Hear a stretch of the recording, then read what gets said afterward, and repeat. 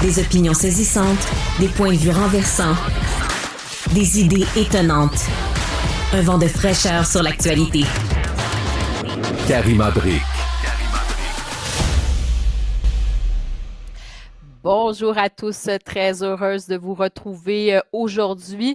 On va commencer avec un sujet quand même difficile, le sujet des agressions sexuelles et vraiment aussi ce qu'on a pu voir dans le milieu du hockey, notamment dans le milieu du hockey junior, mais pas que. On sait qu'il y a eu des histoires, des cas qui se sont rendus devant les tribunaux, qu'il y a une grande remise en question aussi d'une certaine culture toxique au sein de certains joueurs aussi. Là, évidemment, c'est une minorité, mais cette minorité qui s'est permis d'agresser sexuellement, de violer, d'abuser de victimes, eh bien, il faut en parler et justement, ça a entaché, bien sûr, la réputation là, d'une partie du milieu du hockey, du milieu du sport et surtout, ça a fait beaucoup de mal, évidemment, pour les victimes.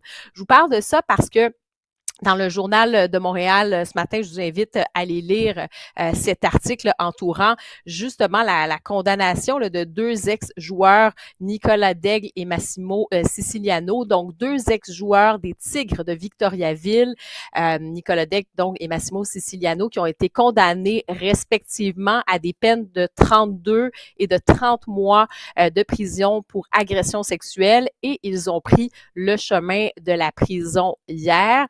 On parle de deux hommes de 21 ans qui ont été condamnés pour le viol d'une jeune femme de 17 ans.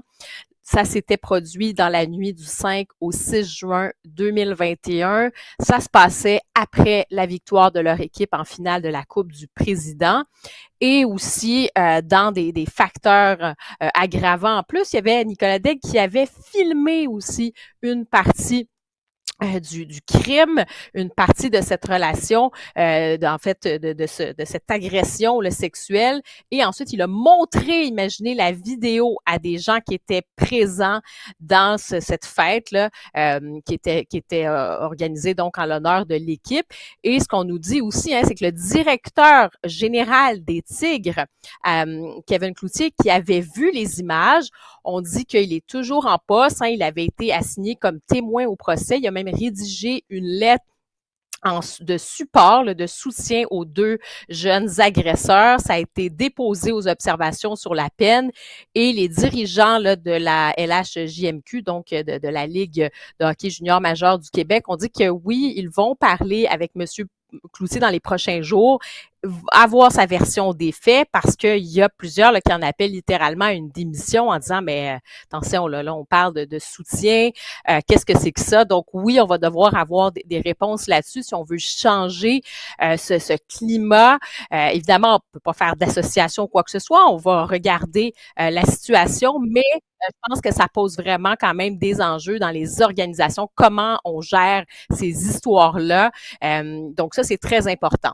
Et justement, avec cette histoire, est-ce que ça va faire jurisprudence? Est-ce que ça va ébranler, comme on dit, les colonnes du temple? Est-ce que les pommes pourries du milieu du hockey auront compris le message? Je parle de ceux qui se sont permis justement d'abuser, d'agresser sexuellement des femmes et de ceux qui savaient, qui se sont tus pour préserver leur image plutôt que de se préoccuper des victimes.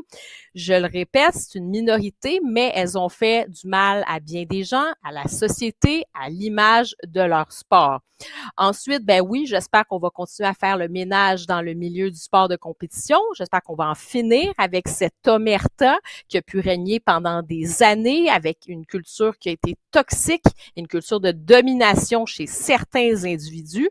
Rappelez-vous qu'on l'a vu dans le hockey, mais on l'a vu aussi dans d'autres sports de compétition. Là, il y a eu des scandales, notamment dans le ski. On l'a vu dans le patinage artistique.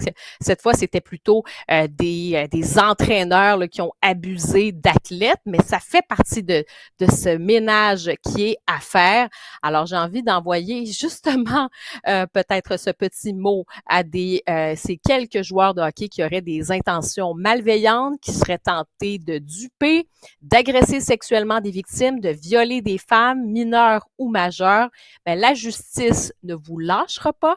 Vous serez jugé, vous serez condamné. Ce comportement n'est plus admis dans la société. Ça ne passe plus, ça ne passera plus. Alors, vous n'êtes pas des héros au-dessus des lois. Si vous commettez l'irréparable, ben, vous serez déshonoré et vous serez puni. Direction prison. Et bien sûr, j'ai une pensée pour toutes les victimes qui ont eu le courage d'avoir dénoncé et d'être passées par le processus judiciaire pour faire éclater la vérité et obtenir justice. Bienvenue à Cube.